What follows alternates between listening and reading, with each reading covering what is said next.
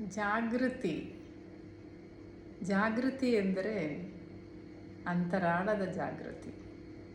ಮನುಷ್ಯ ಸಾಮಾನ್ಯವಾಗಿ ಪ್ರತಿ ಕ್ಷಣವೂ ಜಾಗೃತವಾಗೇ ಇರ್ತಾನೆ. ಆ ಜಾಗೃತಿ ಅವನ ಹೊರ ಜಗತ್ತಿಗೆ ಸಂಬಂಧಪಟ್ಟಿದ್ದು.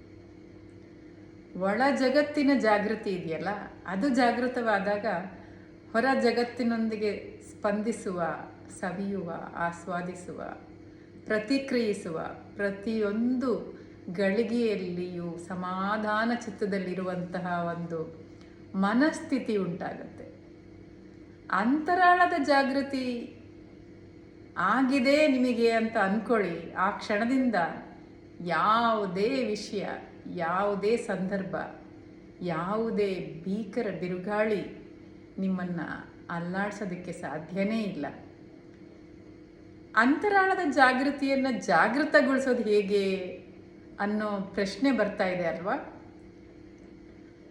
ಯಾವುದೇ ಕಷ್ಟ ಇಲ್ಲ.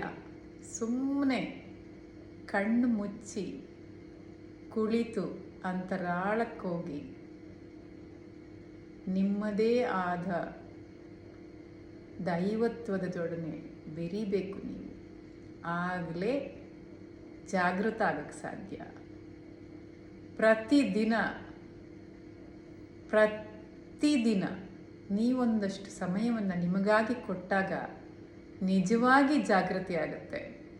ನನಗಾಗಿದೆ, ನಿಮಗೂ ಆಗುತ್ತೆ, ಎಲ್ಲರಿಗೂ ಆಗುತ್ತೆ. ಭಗವಾನ್ ಬುದ್ಧ ಹೇಳಿದ್ದು ಜಾಗೃತರಾಗಿ ಜಾಗೃತರಾಗಿ ಜಾಗೃತರಾಗಿ.